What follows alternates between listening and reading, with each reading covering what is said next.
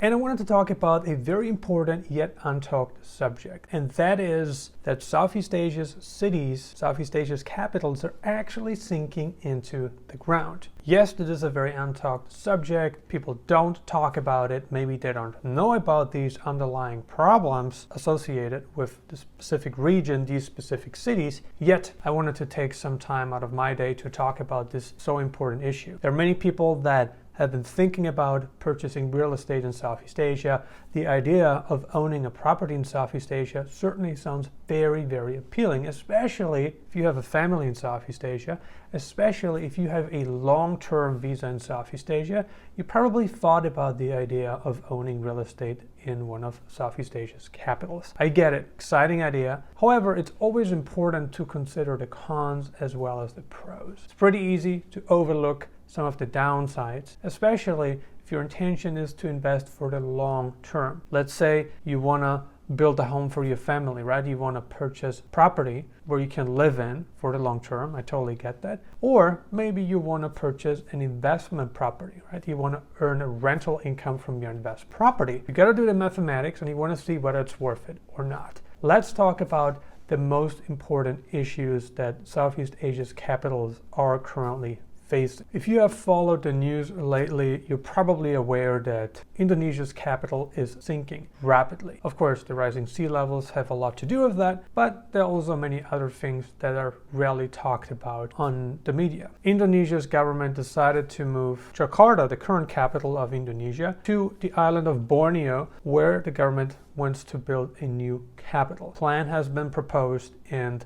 further steps should be implemented in the coming years. If you know anything about Jakarta, you know that over or around 10 million people live in Jakarta. And based on recent studies that we have seen, it is estimated that as much as 25% of Jakarta's total area will be underwater by 2050. That's a pretty big area. It's a pretty big amount of people that will potentially be displaced in just 3 decades or less than 3 decades. The reason why Indonesia wants to move the capital to a different place is because Jakarta is sinking, right? Of course, the rising sea levels have a lot to do with that. Climate change has a lot to do with that. But then there are also man-made problems, which we're going to discuss in this video. Jakarta is an extreme example, but we can also see recognition from a Southeast Asian country that there is a real problem there. And the real problem is that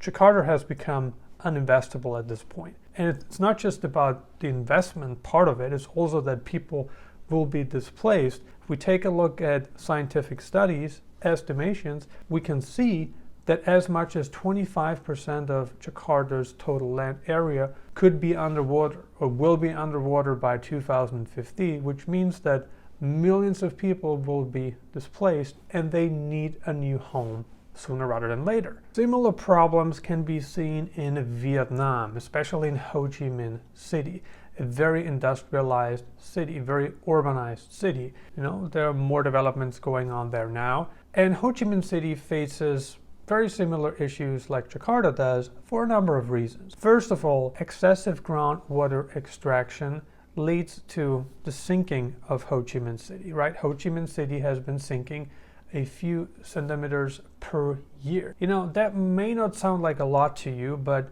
that over a 10, 20, 30, 40-year time span is actually a lot. One of the problems is, of course, the groundwater extraction, excessive groundwater extraction underneath the urbanized area, underneath the metropolitan area, which leads again to the sinking of the city, right? It's a logical consequence. Another issue is, of course, that sand from the ground is being used. That is another issue. I personally have spent a lot of time in Ho Chi Minh City from 2013 to 2019, and I've personally witnessed flooding problems getting worse and worse year by year. I have many friends in Ho Chi Minh City that can confirm the same outcome, the same result that just is there. You know, they can't change it. Government is now taking steps towards making sure that the problem doesn't get worse. However, we know how it works with problems. Oftentimes, nothing is done until the problem occurs. Then you want to fix it. However, the underlying causes have gotten so worse that it might have become unfixable. However, the excessive groundwater extraction seems to have slowed down, and now they're going for groundwater, in different areas where it won't be that big of a problem. However, that's just part of the issue, right? A big chunk or most of southern Vietnam, so we're talking Ho Chi Minh City and everything south of Ho Chi Minh City, could be underwater by 2050. So the authorities proposed the creation of a dike from Vung Tau all the way down to the south so they can close that gap and protect Ho Chi Minh City. Now the problem with dikes, building dikes, is that it's a very expensive undergoing, and secondly, takes a long time to do. It's probably safe to say that the dike won't be built before 2040, before 2045. And that is the time, by the way, so we're talking 2 to 2.5 decades from now. That is the time when a good chunk of Ho Chi Minh City will be underwater if no precautionary steps are being taken. So the question is, what will the authorities do to solve the rising sea level, to solve the flooding problem, to solve the sinking issues, right? There are many issues taking place there, and there's no doubt that economic growth is a good thing, because people are telling you you should move to a country for economic growth. The more economic growth, the better. Well, I think this is a very, one-sided way of thinking, because economic growth can be a good thing, can be a bad thing. If it's unregulated economic growth, right? If it's unregulated economic growth, it can be a very bad thing. You can have as much economic growth and money as you want, but if you ruin your own cities as a result of greed, of poor regulation, then how effective is it? And how successful are you? And if this problem is not solved in southern Vietnam, a good chunk of its population will have to move elsewhere. These problems must be taken care of right now before it's too late. It's probably already too late. They should have started working on these problems a decade ago, 15 years ago, but they haven't done it. Now they're talking about it, but you know what that means. They're talking about it now, and it will take years and years before these plans are ever implemented, meaning the problem will have gotten so worse that it's already too late and that the situation becomes unsolvable. Selangor, Malaysia is also at big risk of flooding and rising sea levels. And the question is, what will the authorities do in Malaysia? And I don't have the answer to this question here, other than let's wait and see. The country that is at the biggest risk of rising sea levels is, of course, the Philippines. The Philippines is a group of remote islands, and the Philippines, most places in the Philippines, we're talking Manila, Cebu, most cities in the Philippines are pretty much at sea level. And given the fact that sea levels are rising, given the fact that excessive groundwater extraction is taking place in all the metropolitans, we can understand why cities are, pretty much falling into the ground in the Philippines. So the Philippines will have to come up with some functioning and quick solutions to solve this specific issue. I've been talking to a friend of mine who has been living in Cebu City for, I believe, the past 14 or 15 years, and we've talked about how congested the city has become.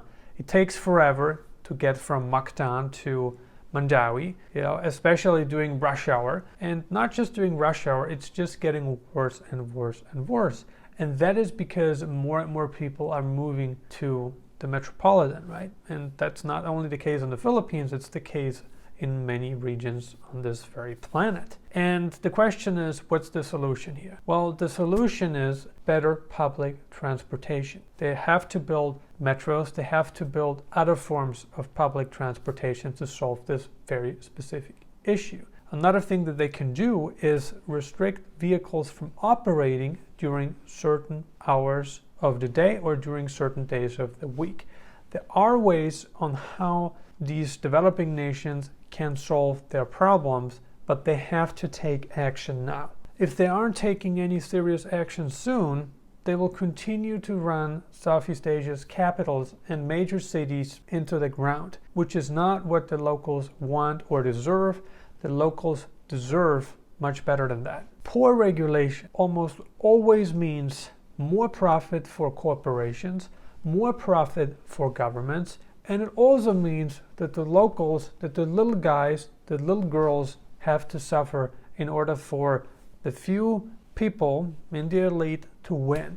And that is something that the general population should not accept. The general population has to stand up for their own rights. I hope that you now understand why it doesn't make sense to invest in real estate in Southeast Asia's capitals. The rising sea levels are a big problem. The poor regulations are a big problem. Another big problem is, of course, the lack of rights that you have in the region. In many cases, you cannot own land. You cannot own land or property. You can own condominiums for X number of years, right? But again, it's capped. So given the whole situation, given all the disadvantages that you have to accept, it probably does not make sense. It is not a good financial decision to buy property there for all the reasons that we talked in today's video. What are your thoughts about owning real estate in Southeast Asia's major cities? Leave a comment below and let us know. Consider subscribing if you haven't already. I'm uploading new videos on digital nomad locations, travel updates, and investment advice several times a week right now. And if you got some more time left, check out these videos. Thank you for watching.